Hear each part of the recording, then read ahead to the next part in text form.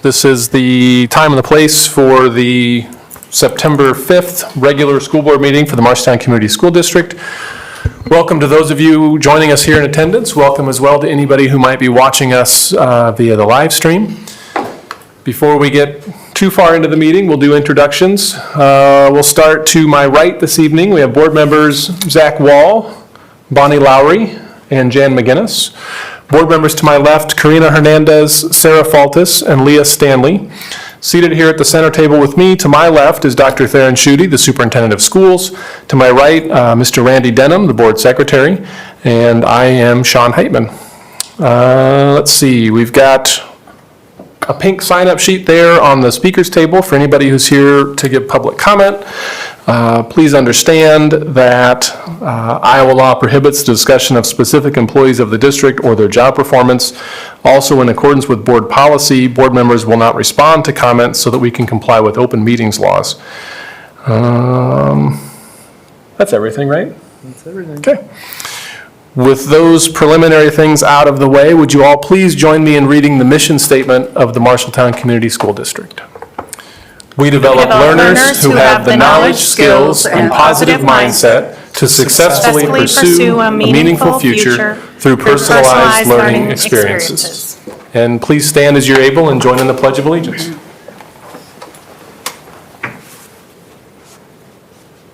I pledge allegiance to the flag of the United States of America and to the republic for which it stands, one nation, under God, indivisible, with liberty and justice for all.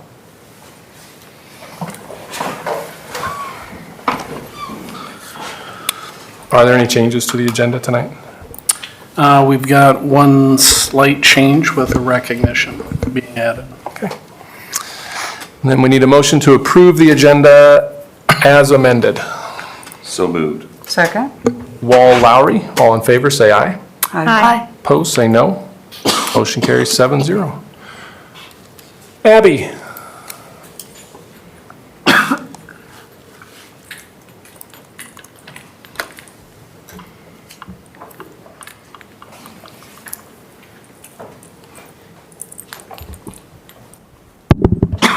Okay, so starting off tonight, the backpack drive, I'm sure you saw it on social media, but local organizations and businesses came together to put on the third annual school supply drive. 800 backpacks were assembled with essential supplies for students who needed it. 500 of those backpacks were given away at Second Chance on 3rd. And we're gone within an hour on August 12th. And then 300 of the backpacks were given to our schools to be handed out at the Back to School Night event. And so tonight I brought out Steve and Dylan to talk about the event and how it went and assembling the backpacks. I know I sat down with them personally to kind of get the message out to our schools, kind of see where the need is there, and they were fully on board, kind of saying, yes, whatever you need, we will help you guys, so.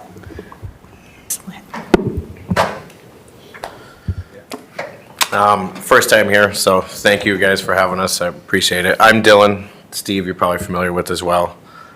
We met with Abby a few months ago, 2 months ago I think, about, I came out with this a few years ago. I was a kid in this district myself. I came from a lower class poverty home. My parents, addicts, depression, still today are addicts. I tried to break the cycle for my kids and my family. Generally, the class that you're born into is the one you stay in. I'm trying to break that social cycle. I was fortunate enough to turn my life around about 10 years ago. I met my wife, got my things in gear, and kind of just got my life together.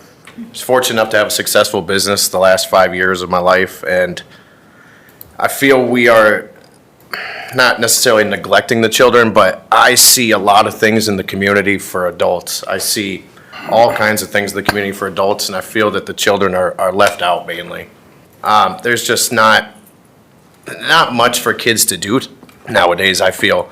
And, you know, I can't necessarily fund a big amusement park or do anything like that for the kids, but what I can do is make sure that when kids have their first day of school that they're prepared. I was one of those kids. I was a kid that went to school and didn't have all my school supplies, and I had to go to the counselor, the nurse, to get things at winter time, and it was a struggle. I'm very fortunate enough now and to be partnered with Steve. When I came out with the mission and tried to do it, Steve got a hold of me the next day and said, "Hey, what can I do to help? I'd love to help you. This is a great thing you got going. Let's do it full speed." 3 years later now, we're stuffing 800, almost 1,000 backpacks, and that's just the tip of the iceberg. We hope to expand that and continue to grow throughout the years. It's the world we live in is a monetary system, unfortunately. I can make more money.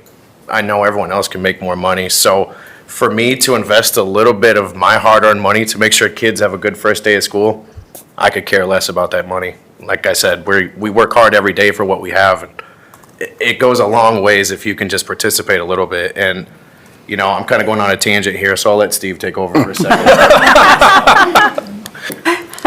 No, we know, really grateful for what you all do as board members. We're grateful for every single teacher that's in the classrooms and the support staff that are around there as well. And we know just with the poverty that impacts our community, there's a lot of kids that come to back to school time and they don't have those needs. And so as a pastor of a local church, we look for those opportunities. How can we love people? How can we as the body of Christ be the hands and feet of Jesus in that too? And so we're always looking for those ways of how can we love people like Jesus would have loved people. And so like Dylan said, when we first saw that he was doing this backpack supply drive, it's one of those things where it's like, we're in. I don't know what that looks like, but we're in. The first year, we basically said, we'll buy all the backpacks, and then we'll help assemble stuff, whatever that looks like. And the first year, I hit the wrong thing on the bags in bulk, and we ended up with about 500 or 600 coral pink backpacks. That was multicolor. And this year, we finally got rid of the last of the coral. It's taken a little while to diversify the coloring options, but it's been a lot of fun to be a part of it. And I was thankful for Dylan and his beginning this so we can come alongside and support what he was doing. So obviously you can tell Steve is the better public speaker than myself. I'm kind of just the nitty gritty guy. I was a kid in this district and I have no problem helping out. Like Steve said, the goal is not to benefit ourselves, but to help these kids. The youth is the future of America. I know you hear that all the time as a cliche, but it truly is. If we can't focus on these children and get them to be a positive mindset and to actually contribute to society later in life, we're failing. We are truly failing. And I see a lot of kids, I mean, my nephews and nieces included, that they will just be glued to a phone and have no interactive activity with the outside world. And my own kids, I told them the next school board meeting, I want you guys to come with me. I know you're a little young, but I want you to see that there are things that go outside of your control that you could ultimately have a say in if you just put your head into a book and maybe see what's going on in the real world. Again, I'm getting on a tangent here. I'm thankful for you guys for what you do and overseeing the board and the school district and making sure things are right on task. And I will continue to do my part to help these kids as much as I can, and I thank you guys for letting us come up here today, and again, sorry for being a terrible public speaker. We'll say one last thing too. Huge thank you to Abby as well. Just when I reached out to her, Theron helped me connect up, and just immediately she was ready to jump in and help us make the connections into the schools, whereas that was a little bit of a struggle in previous years. So we're looking forward to seeing what we can continue to do to expand and grow that. And instead of it being 800 bags that are partially packed, maybe it turns into 2,000 bags that are fully packed. So we'll see what we can do. So thank you. Thank you. Thank you, guys. Thank you. Yeah, thank you. Yeah, the timing for which you started doing that was perfect because we had a prior effort that I think around the time of COVID kind of went to the wayside, and the financial backing to purchase the supplies and everything is one thing, but having lived this vicariously through my daughter who spearheads a similar effort in the Quad Cities, I know the logistics, the crazy logistics that it takes to pull it off, and hopefully you don't have all these backpacks in your first floor of your house like she does, but Garage, yeah. But it's amazing, so thank you for your contribution to our kids and families, and I know it's well received, so. Thank you. Thanks. Thank you. Thank you. Thanks, guys.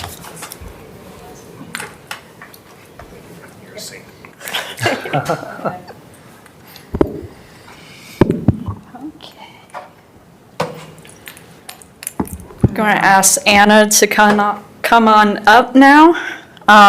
So I got an email from Principal Wyant, I think, a week ago about, you can choose whichever chair. I think about a week ago, kind of announcing College Board awardee. Anna, a student at Marshalltown High School, was awarded with national recognition from the College Board recognition. Anna received the National Rural and Small Town Award in the month of August to earn this academic honor because of her GPA of 3.5 or higher, an outstanding performance on the PSAT, PSAT 10, and/or ACT exams. She can list this honor on applications to stand out to colleges. And so I just want to bring out tonight, a little bit of kudos there. It's definitely a difficult thing to get that national recognition. So, Anna, if you would like to say a few words. Well, first, I'd like to thank Marshalltown for giving me this opportunity, for allowing me to take, like, the PSAT, for example, and, like, college-level classes, whether it's, like, AP classes, and, I don't know, just, like, giving me that opportunity, which allowed me to get this honor. So, thank you. Thank you for your hard work. Yeah. Yes. What grade are you in? I'm in 11th grade. Great. Okay, nice. So what are your plans after graduation, if you have any? No plans as of right now. I'm Okay. just going to see what happens. Yeah. And Anna, did you speak English when you started school here? When I started school in Marshalltown, yes. How about Chicago? Chicago, I'm actually bilingual, so my first language is Polish. When I started school in kindergarten, I had no prior English knowledge, so, Nice job. thank you. Yeah, congratulations. Thanks. Congratulations.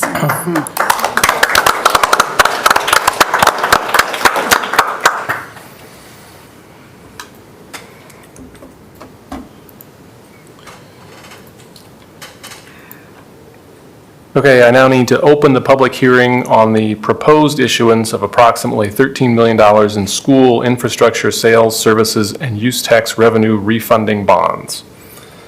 Is there anybody here to give comment on or at the public hearing? Seeing nobody. Randy, were there any comments, any written comments received? There were not. Then I will now close the public hearing on the proposed issuance of approximately $13 million in school infrastructure sales, services, and use tax revenue refunding bonds. And we'll move on to the consent agenda. We have minutes from the August 21st board meeting. Dr. Ryan, any items of note in personnel? We've got a number of interagency agreements and contracts, an agreement with Child Abuse Prevention Services for school readiness, providing educational services to migrant children and their families effective September 1 to May 31. A sexual risk avoidance education attestation in order to verify requirements specific to the use of SRAE funding dictated in House File 766. An amendment to the contract with Innovative Learning Project Services, amending the duration and exhibits. A convergent proposal to provide, install, and program one AVA multi-sensor camera as part of the MHS security project. A work experience training agreement for an MLA student to gain work experience in the food service kitchen at Lenahan. A 3-year agreement with Swank Movie Licensing for a K-12 annual movie license to play movies at the Orpheum.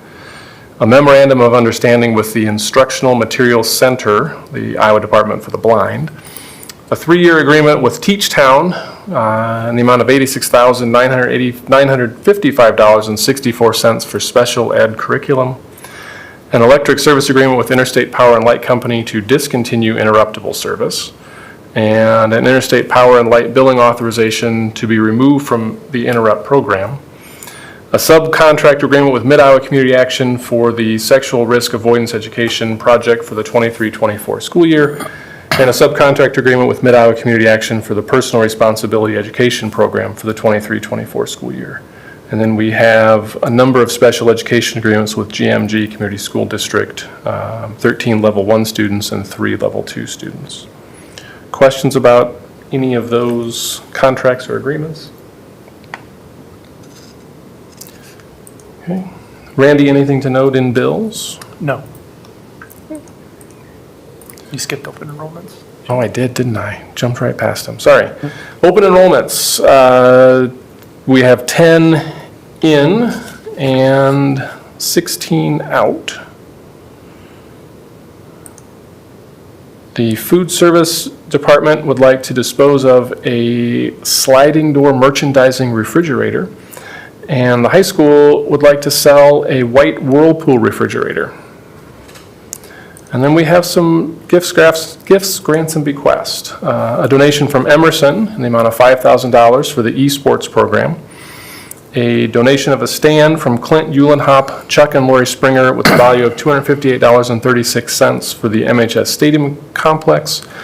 And 3 at-risk innovative grant program elementary student awards, one for Rogers Elementary in the amount of $62,844.41, one for Woodbury Elementary in the amount of $91,691.02, and one for Anson Elementary in the amount of $67,308.76. Is there a motion to approve the consent agenda? So moved. Second. Stanley Wall, all in favor, say aye. Aye. Opposed, say no.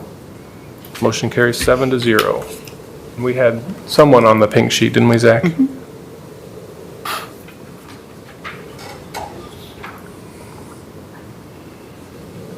Gary, Yes. I would like to, come on up. I would like to speak about our district's response to Senate File 496. Give me a couple of seconds, Gary. You get 5 minutes, so let me get my timer set for you. Okay. Well, let me find the thing I'm going to read as well. You start whenever you want to start. I have read a few times what's in that Senate file, and I'm struck by a couple of things. One, by the vagueness of the term age appropriate. If that, how do we determine that? Is Shakespeare age appropriate for second graders? There's at least one place I know in this hemisphere where second graders put on Shakespeare plays. There's a lot of content in Shakespeare which is pretty bawdy, and also the language itself. So do we remove Shakespeare from our school libraries because it's not age appropriate, even for a lot of high school students? I mean, their reading levels, consider that. I'm also concerned about the vagueness of what is meant by sexually explicit. I've taken a quick look at the 15 books that are on the proposed list, which I understand is not necessarily because people in this district, including members of the board, have read all of those works in their entirety. And it is really borrowed from either Urbandale, which maybe on legal advice, is acting preemptively to remove those books from our library shelves. This is supposed to be an educational institution. Education is derived from 2 Latin words, ex and duco, ducere, meaning to lead out of.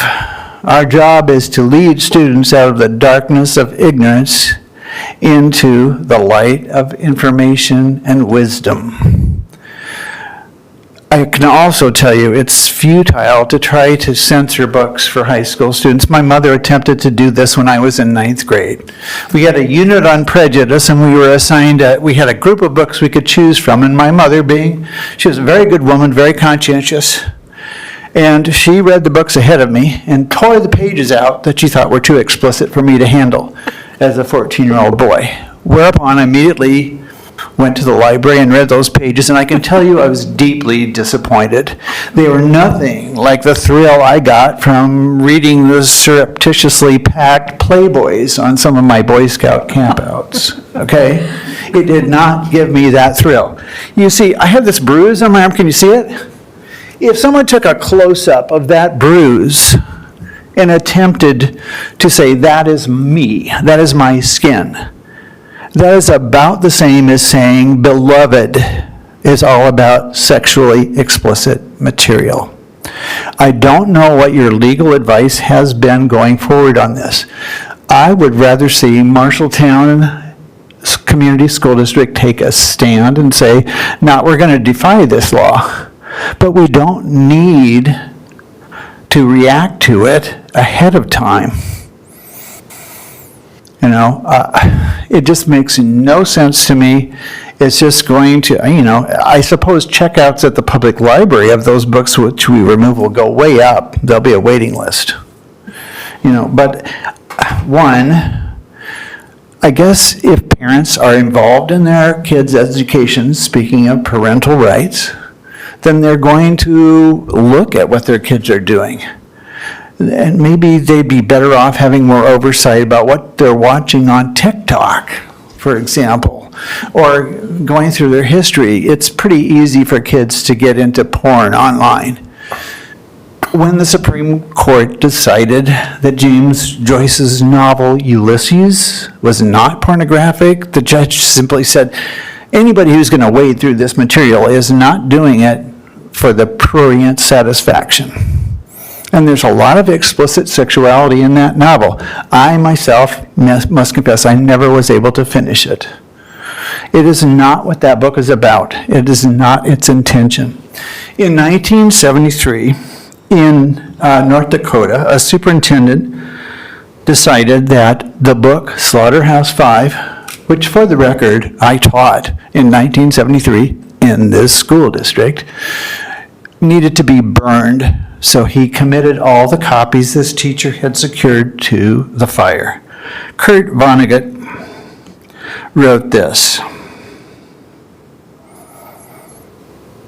if you and your board are now determined to show that you in fact have wisdom and maturity when you exercise your powers over the education of your young, then you should acknowledge that it was a rotten lesson you taught young people in a free society when you denounced and then burned books you hadn't even read.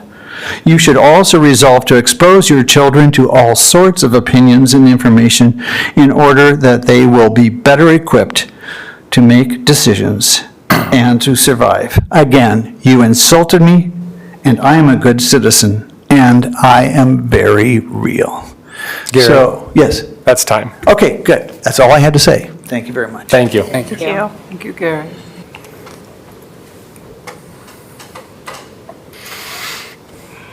Tara?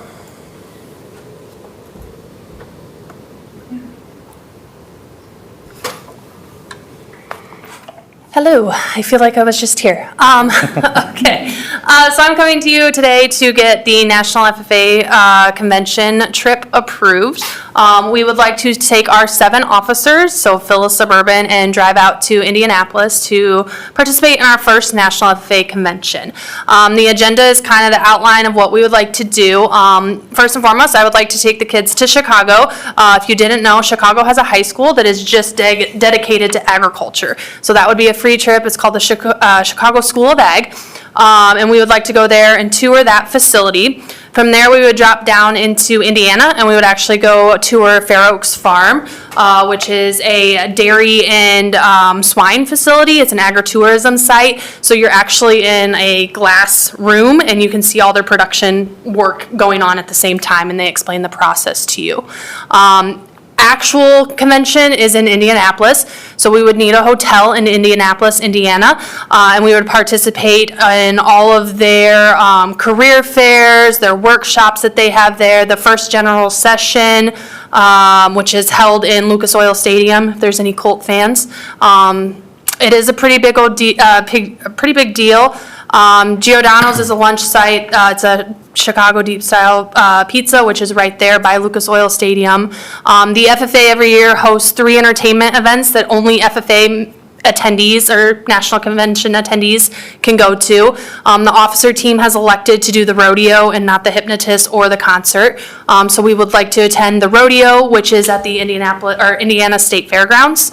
So staying in Indianapolis. And then on Friday of that week, we would actually like to drop down to Louisville, Kentucky, and go through and look at how ag is actually being impactful in our lives. So we want to go to Louisville Slugger Museum, where they talk about their tree farms and actually how they make their baseball bats. If you didn't know, they do have massive tree farms to make their bats, and they go out and hand-pick them still. Churchill's Downs, I do have a couple of students that are really big on horses, so that's where the Kentucky Derby is ran. They talk about their soil and how they have proper soil to run horses on. And then the Muhammad Ali Center, just to get some leadership skills in for these kids while we're down there. Because I understand this may be one of the bigger trips some of these kids will take in their lifetime. Funding for right now, we're looking at $350 per kid to attend. The kids are currently selling mums. As officers, they have a minimum requirement that they have to sell to go to this. We have also worked with Mr. Isgrid on getting a football concession stand date that the kids have to work to help pay for that. Jackie Wyatt and I have talked. Ford just announced that they are doing a grant application for new FFA chapters or chapters who haven't gone to national convention for 5 years, and you had to be above 50% free and reduced lunch school district. So I think we have a pretty good shot at getting that. And if we get that, that's $1,000 off the entire trip. So we're waiting to hear back on that application if we get it. Questions, comments, concerns? I talk really fast. This is how I teach Well, too. you'll have So to I try to cover all the bases though.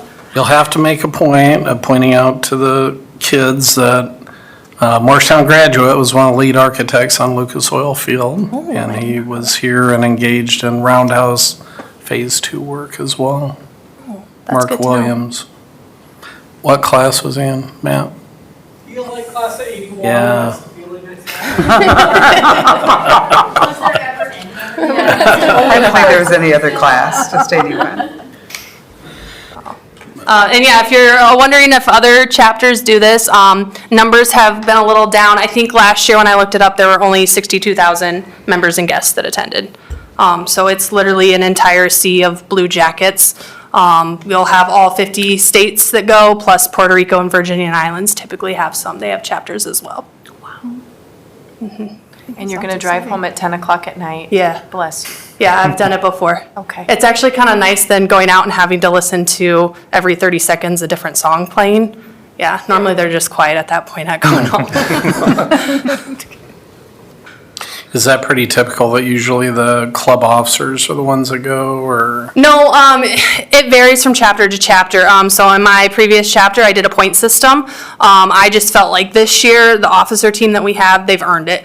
They did a lot of the work last year. We were really, really small last year. We graduated 1, and these guys have already done a lot of the work going forward. Personally, I don't feel comfortable taking freshmen, as I don't know them well enough yet to take them across state lines with me. But yeah, I feel like these 7 individuals have put the work in and earned the right to go. But it really varies from chapter to chapter. I do know a couple chapters that they'll only take freshmen and sophomore with the mentality that by their junior, senior year, they're all so busy in sports or like on varsity teams that they typically can't go. Because we do run into state cross country, and sometimes football is still going at that time. So do you take a district van? That would be the goal, is to take the Suburban. I've talked to Mr. Kozak, and he said we would just have to rent it out for that point in time. And he assured me it would fit 7 very snugly. So we'll be close. With luggage. Yeah. The girls know they have to pack light. They're limited to 1 bag, so. Any other questions? No? Is there a motion to approve the out-of-state field trip on November 1 through 3, 2023 to the National FFA Convention as presented? So moved. Second. Wall Faltus, all in favor, say aye. Aye. Opposed, say no. Motion carries 7-0. Thank you. Have fun. Yeah. Take a lot of pictures. Yeah, we will.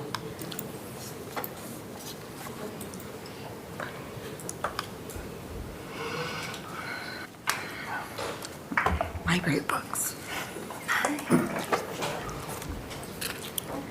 All right. You guys know me. And I brought Bob Givertson with us. He's our new MHS school librarian. He was over at Miller and has transferred recently over to the high school. Tonight, we're going to talk about Senate File 496 and our process for sorting through our library books. All right, so you might be thinking, gosh, we've especially recently heard a lot about Senate File 496, and this is just a copy and paste of the summary for the bill. I don't know how familiar you are with it. Some of you might have read it in its entirety, and some of you might have just been kind of hearing the buzz about it. But we've really had to dig down into some of the curricular materials, especially with the materials that are available in our libraries, just to make sure everybody's aware. Kim Reynolds did sign that on May 26th, and it became effective July 1st.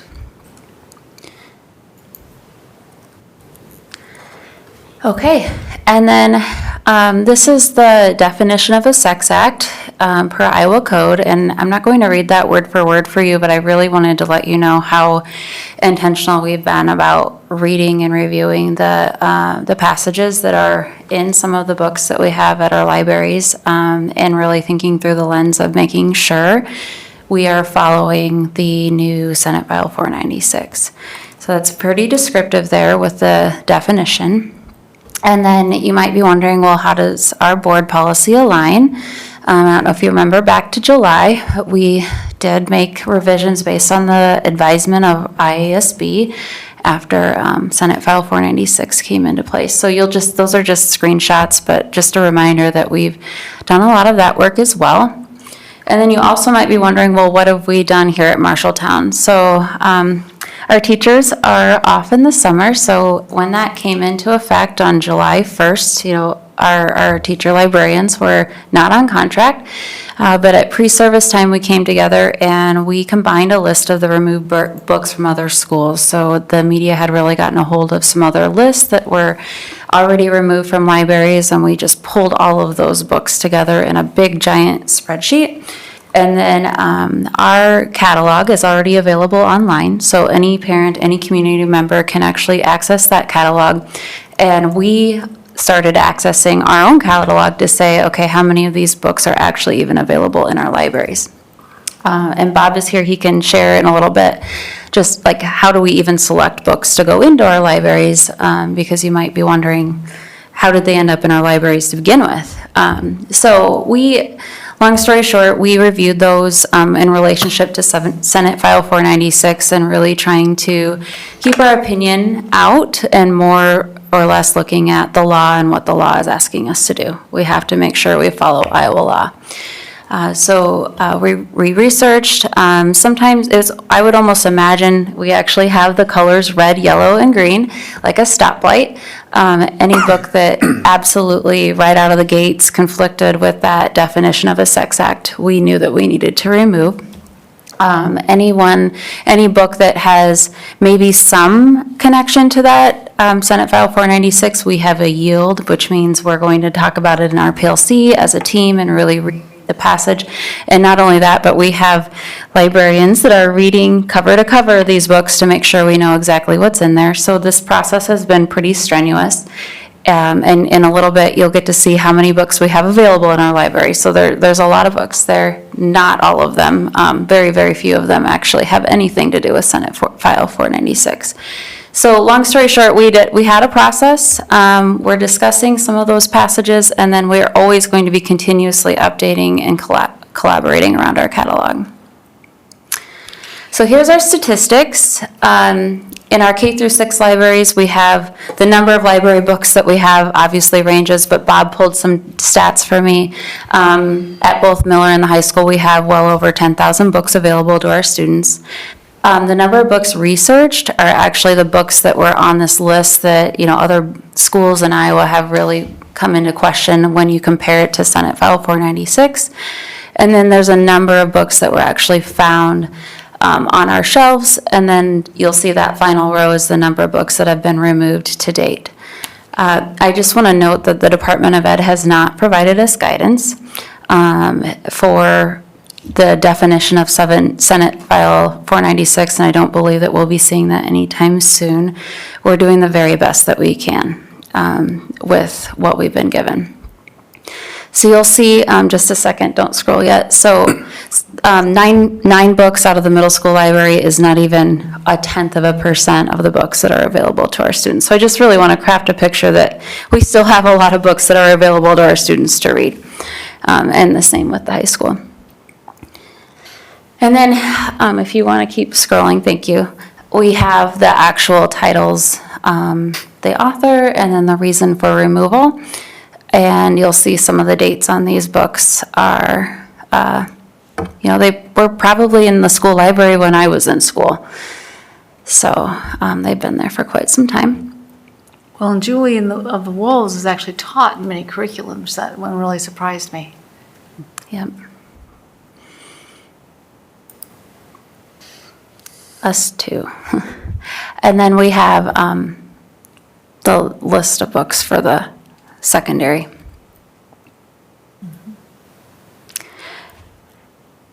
And I don't know, Bob, if you want to just share how you add new books to the library? You bet.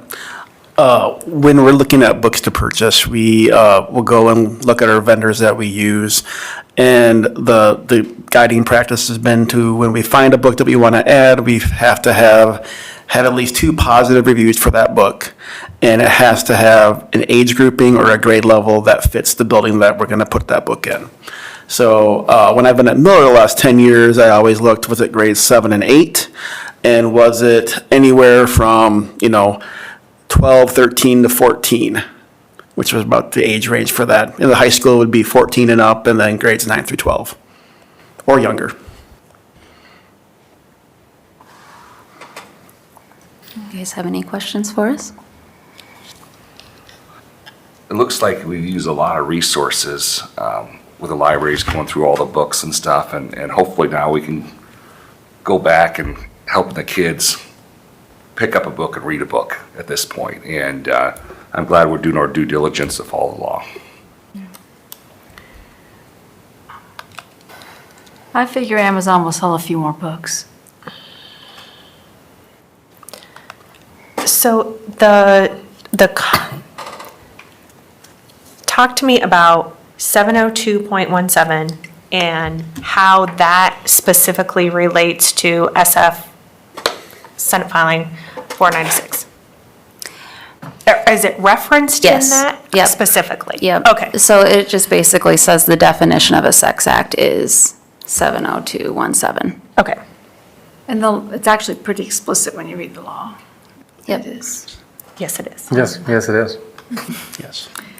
And so, I've actually read a lot of these books. Most of the ones that you're removing are for older students, and they can certainly, most of these kids work, they can buy the books on their own if they want them. So they're not going to have access to them. There's a couple that I'm kind of thinking, really? But sometimes I haven't read it for a few years. I'd have to go back and really read it again and look for it, because that's not what sticks out when I think of the book. Sort of like the person we had. I agree. I absolutely agree. Maybe it's not the author's intention to have. Right, so if it is in it, it's kind of a minor part, right? I don't think we're allowed to tear books out, or tear pages out, or put stickers, or actually like, think- even I considered white out, but I don't think any of those things are allowed, so. I think that would be teaching the kids a habit we really don't want them to get into. So just as a clarification, the books that you're proposing to remove have been read by one of our teacher librarians. In librarians. the district. Yep. And they concur that they need to be removed Yep. from the library. Yep. Based on the law. Based on the law. Based on. The law, yes. Not based on. The definition of a sex act. Okay. In 702.17. Correct. Okay. And we do have a lot still to go through those books. It's been a busy start to the year, so we're still working on getting through those books that are on our carts so that we can review them and make a better decision. Yep. So the number of books, help me just to clarify. When you cross-reference, when you pulled the books from other districts, looking at this particular chart, Yep. the number of books that were found on our shelves at K-5 were 5 out of the whole list that was compiled for elementary, 19 at Miller and 24 at MHS? That's correct. Okay. And so those are the books that have been specifically read and, okay. And the So 79. there's a big gap there between 80 or 79. And Jan, I know what you're going to ask there. We have one that was missing. One of the books was missing at the middle school. But that's how many books just weren't even on our shelves to begin with, from 19 to 79 or from 24 to 80. So 60 weren't even on our shelves, 19 of them were. Your librarians read them and said, yeah, we probably need to pull it. Pull 9 9. out of MH. Correct. 19. Out of Miller. Got it. Thank you for the clarification. You're welcome. Okay, so you read 19 of them and you pulled 9. So far, yes. Far, right. And without specific guidance from the Department of Ed, we're doing the best we can with identifying as, I'm telling you, we're doing the best that we Yeah. can with what we know in comparison to the law.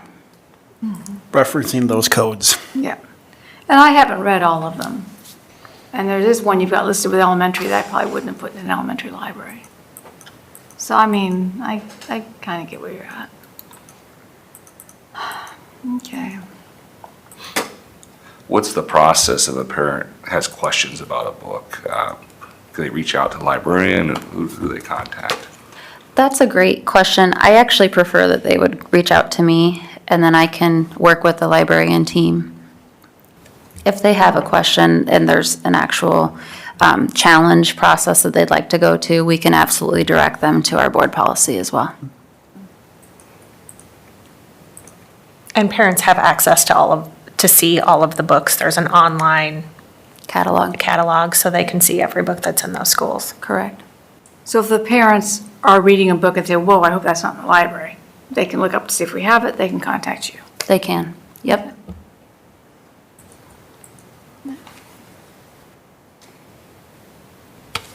Any I questions? think in the 8 years now that I've been in the district, we've only had one situation that I'm aware of where a book that was being used in a classroom was questioned, and we went through a process, and I think in that case, for the period of time that that book was being used, the student simply chose to do an alternative assignment or whatever, so it has not been an issue within our district in the past.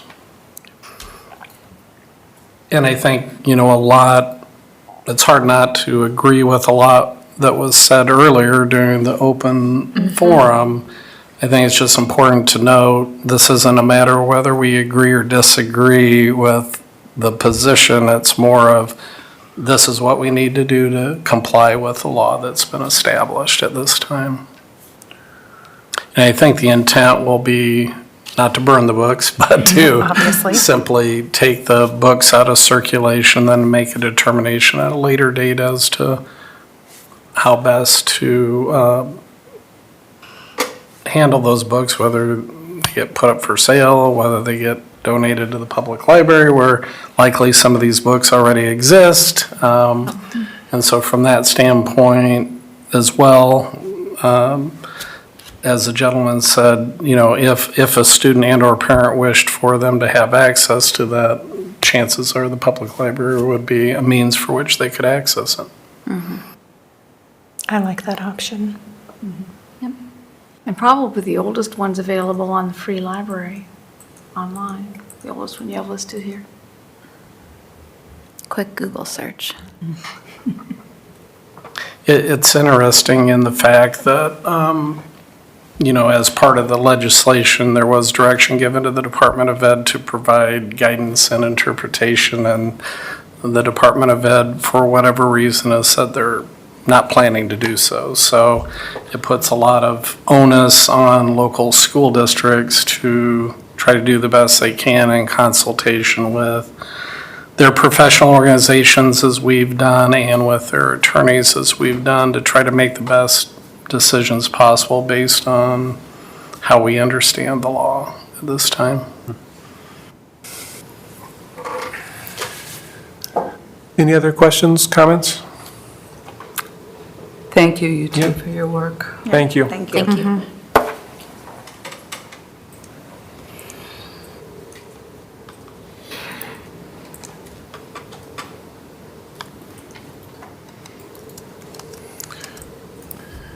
Randy, do you want to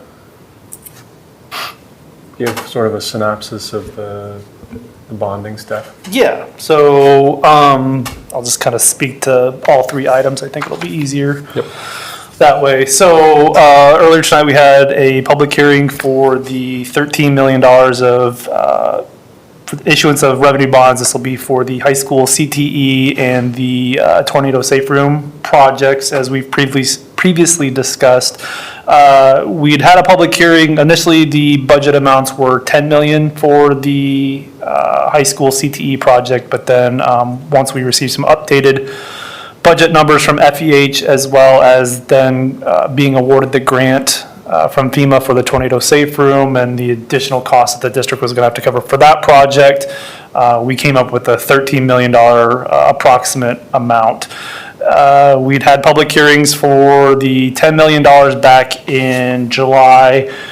There was a little bit of a language snafu, I guess, with that. That public hearing was for the proposed use of SAVE for the project and not for the issuance of the bonds themselves, which is why you see the $13 million in front of you for tonight. So that is what is in front of you, is a resolution asking the board to approve issuing approximately $13 million in SAVE revenue bonds. This will be used for the high school CTE project, as well as the portion of the tornado safe room that is not covered by the FEMA grant.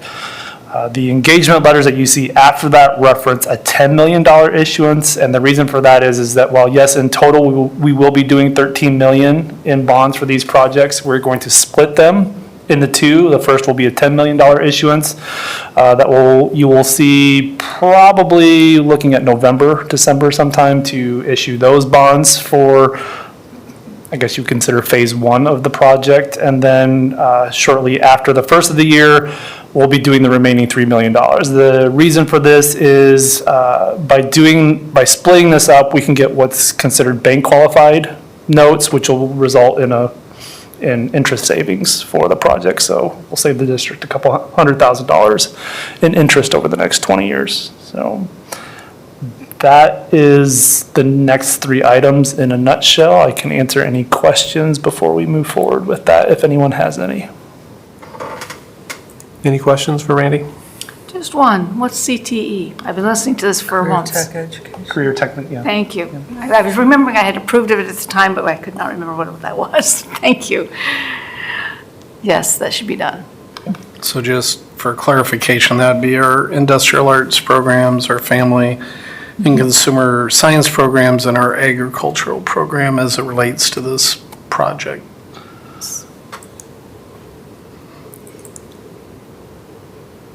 Okay, is there a motion to approve the resolution supporting the proposed issuance of approximately $13 million in school infrastructure sales, services, and use tax revenue bonds? I have a question. Yeah. Before anyone says anything. I was trying not to interrupt you. Sorry. Sean. So what we're talking about approving today is to we aren't moving forward 100% with the bond. We're putting this forward, and then there's I was reading there's like a period of time where we wait. Yes. And then, so we're saying, yes, we agree to move forward with this. If nothing happens during that period of time, this doesn't come before the board again, it just kind of happens, correct? Correct. Okay. Yep. I just wanted to make sure that I understood that process Yeah, clearly. so yeah, that's kind of a two-piece, yes. The public hearing was if there's no public comments, then there's 14 days where a petition could potentially be submitted, which I believe is 744 signatures, to where then it could potentially be put on the ballot in November. But if there are no petitions received, then yes, we would move forward as normal. And then the resolution would be basically, yes, we are giving approval to finance these projects with SAVE revenue bonds. Okay, thank you for the clarification. Yep. Any other questions? Then, is there a motion to approve the resolution supporting the proposed issuance of approximately $13 million in school infrastructure sales, services, and use tax revenue bonds? So moved. Second. Lowry, Faltus. All in favor, say aye. Aye. Opposed, say no. Motion carries 7-0. Okay, and then we've got the, Is there an abstention? not on the next two that items, one. I think, right? I think Yep. there may Okay, be an, next- there the may next be two an items? abstention on the next two items. Yes. Yeah, okay. So then we've got the bond council engagement letter with Allers and Cooney. Were there any questions about that for Randy or for anybody else? Okay. Then is there a motion to approve the engagement letter with Allers and Cooney to serve as bond counsel for the issuance of $10 million in SAVE revenue bonds? So moved. Second. Lowry, Faltus. All in favor, say aye. Aye. Opposed, say no. And any abstentions? Zach. Yes. So 6-0-1. And then we have the bond placement agent engagement letter with Piper Sandler. Questions about this? Is there a motion to approve the engagement letter with Piper Sandler to serve as placement agent for the issuance of SAVE revenue bonds? And this is just in the $10 million one. Is that correct, Randy? Correct. Yep. Move for approval. Second. Hernandez, McGinnis. All in favor, say aye. Aye. Opposed, say no. And any abstentions? Yes. Motion carries 6-0-1.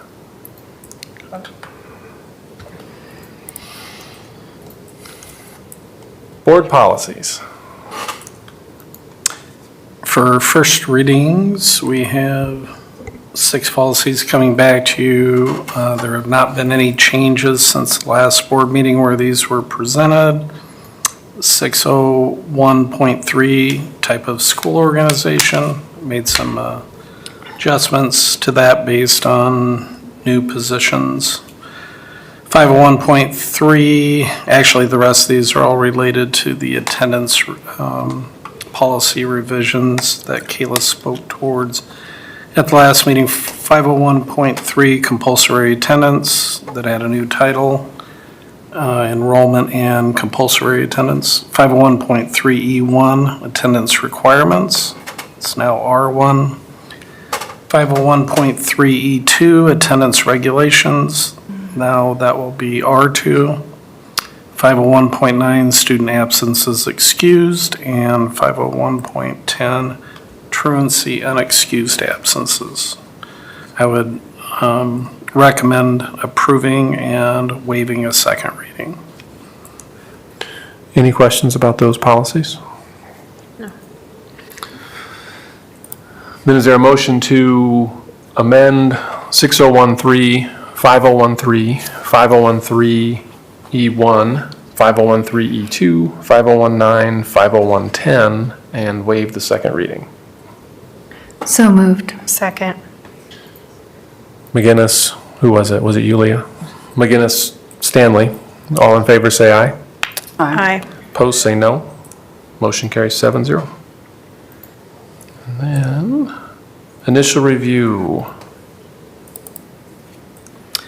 The first policy was a policy that was actually crafted by ASB last spring, and somehow we did not bring that forward. We noticed that we were missing it when Randy was in the process of filing for our statewide safety grant. So 305 Administrator Code of Ethics would come back before you as a first reading at the next meeting. Are there any questions about that policy?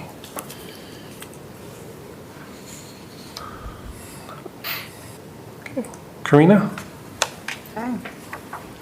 So I have, what is it, 603.4, multicultural/gender fair education. And that is just a name change on the first paragraph, and then update legal and cross-references. I do raise a concern on this policy because the names here are a very long time ago. So the fact that we're just updating them, I don't know if there's a way we can jot down policies that have names as people leave, so we can update them, so we can be accurate with the information as it is in our website. Or use Or titles? could you use Yeah, use the titles, right, would be the Or other question. titles, yeah, that's another Use the way of job doing title. it, using titles, just because I'm thinking, like, Anthony hasn't been here for years.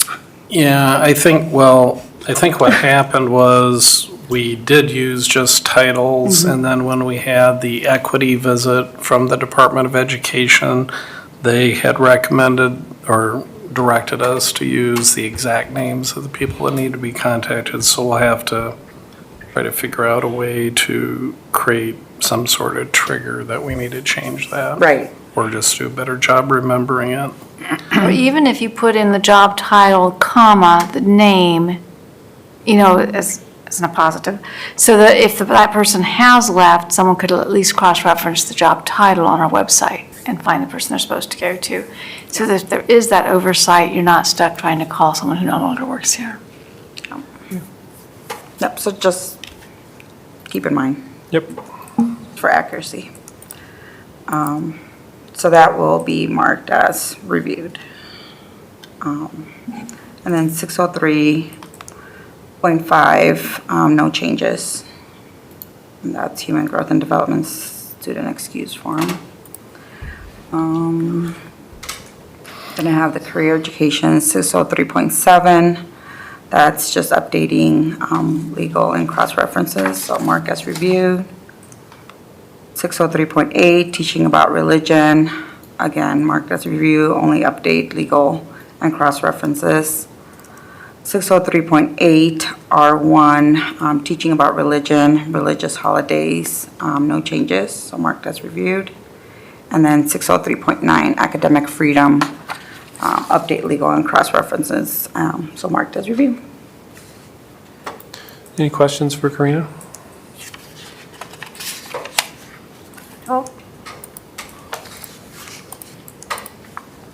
The career education part, Series 600, kind of tie back to this curiosity. Kids from kindergarten up, they have a goal of what I'm gathering of what their career may look like. Is that what I'm hearing? That's what I got out of it, and the only thing that I thought of as far as kindergarten to 12th grade, I know there's so much stuff going on in 7th to 12th grade, but I thought maybe of, is it JA, maybe that's like junior achievement. That'd be the primary. Kind of, you get that in kindergarten all the way until, Okay. I guess that's the only curriculum that I can think of that will tie in with the career. Yeah, we're, our ICAP plan is particularly designed for 8th grade through 12th grade. But as you've heard on one or more occasions, we as a district choose to develop that from K through 12. So they have a scope and sequence of different activities. But I would say the predominant one, not the only one, but the predominant one, K through 6 is probably junior achievement. And I've seen lots of, like, just career awareness. Who are the people working in your town? What kinds of, in elementary school, there's a lot more of that kind of education and activity going on. Units of study for career and occupation. So. Yep, and kind of pulling that in even to day-to-day. And it's Other important to topics. do that. Because otherwise, when they get to junior high and you ask them what they want to be, they all want to be teachers or doctors, and not everybody can do those two things. But then 7th to 12th grade, I think about the other programs, like Upper Bound, Science Bound, you have TRIO, you have all sorts of other programs that connect with career planning. I had the same question when I saw kindergarten. I'm like, what? But then I thought of JA. Yeah. Definitely. Anything else?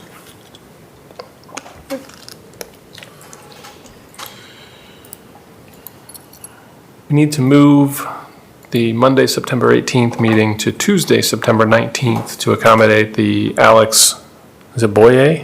Boyer Community Performance. Or else it would be preferable if we could move it. I guess need is maybe not the right word, but we would like to.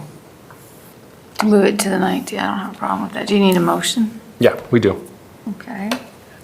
I move that we move the September 18th meeting to September 19th to accommodate the Alex Boyer presentation. Okay, we have a motion. Is there a second? Second. McGinnis, Hernandez, all in favor, say aye. Aye. All opposed, say no. No.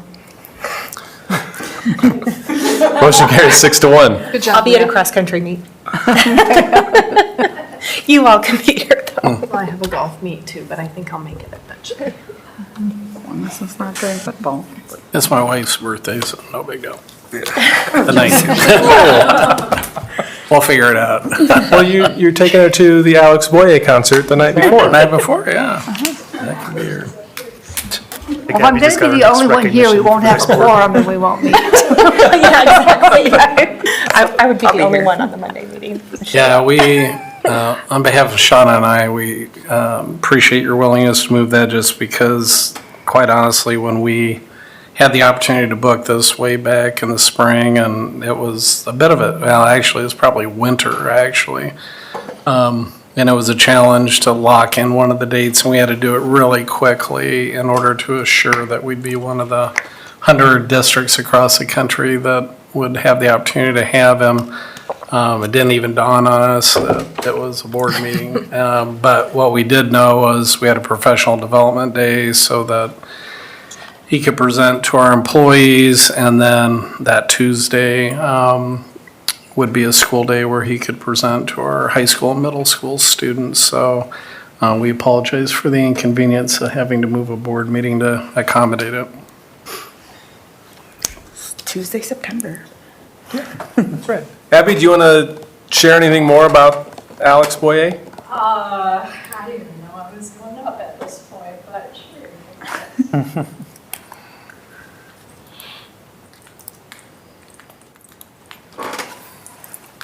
I would say the main thing from our perspective is tell your friends, tell your neighbors, tell everybody you know, come on out. Currently, we are advertising this community event on all platforms. I know we have quite a bit of advertising into it. I know when Dr. Schutte told me about it, I started getting excited about it. So yeah, it's definitely going to be a good time all around. Yeah, it's really a treat for the community. I spoke to Rotary about it, or gave a little info promotion of it, and in our press release too, it talks about all of the amazing performers that he's been asked to perform with ever since he was on America's Got Talent and went pretty high in that process. And so Sean and I had the opportunity when we were out at the National Superintendent's Conference to hear him present to 4,000 superintendents, and it was a powerful performance, number one, but he also had a powerful message around mental health and particularly advocating for youth mental health services based on his own life story and life journey. So we really hope that we can fill up the auditorium. And the way I described it at Rotary was it's very comparable to the type of performances that you would expect from live on stage, for example. So hopefully we can get the word out, and it wouldn't surprise me when the word goes out if we have people come for outside of Marshtown, quite honestly, take advantage of it. I mean, our current radius on our Facebook ad is, I think, 30 miles, so hopefully, entire community gathering on that. Plus, you know, when you have a artist working alongside Jay-Z and Kanye West, you've definitely made it, so. You didn't mention Tim McGraw. I mean, sure, yeah. Add him to the mix. Thanks, Abby. And this is a free concert, right? Yep, free concert.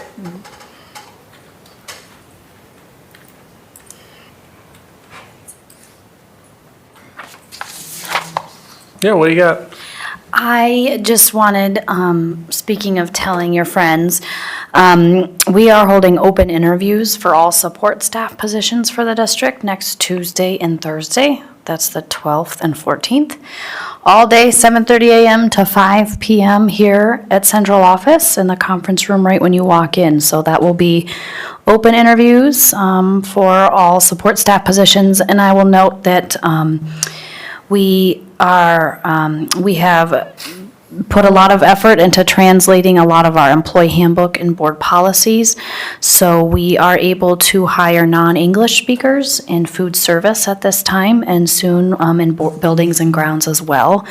So speaking English is not a requirement for food service employees anymore. So I will be, hopefully you will see these all around town starting tomorrow at grocery stores, laundromats, convenience stores. You'll see these plastered everywhere possible, and I invite everyone who is looking for solid employment to come next Tuesday or Thursday, 7:30 a.m. to 5 p.m. here at central office for open interviews. Thanks.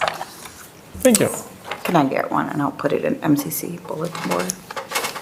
I will get you one in a minute.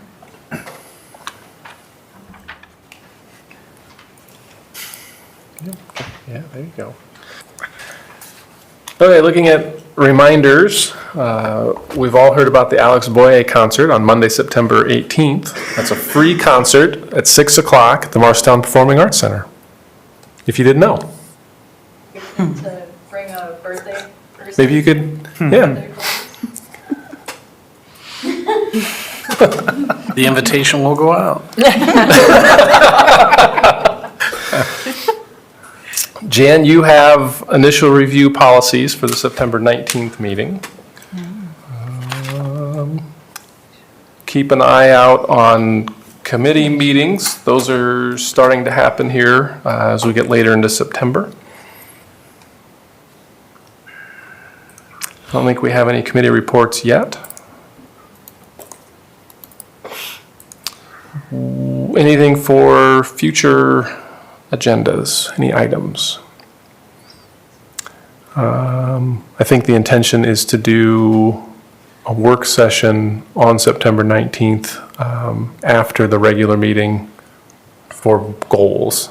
That just occurred to me, Leah, when you, but you could, should be back you should be back by then. Be back by then. Yeah. Because I assume he'll run early. Yes, Yeah, he'll run at like 5 yeah. So you can be back for in the, Newton, so. so that's the plan, is to do a work session around board superintendent goals following the regular meeting on the 19th. Excellent. Don't look at me like that, Zach. So you're saying the board meeting's gonna be long? It's only 10 after 6 right now. The next one, is that what you said, you'll have plenty of time? Well, the meeting, you might be here for a little longer than normal. Okay, awesome, awesome sauce. Did we talk about keeping it? But we were gonna try to keep the work session to an hour.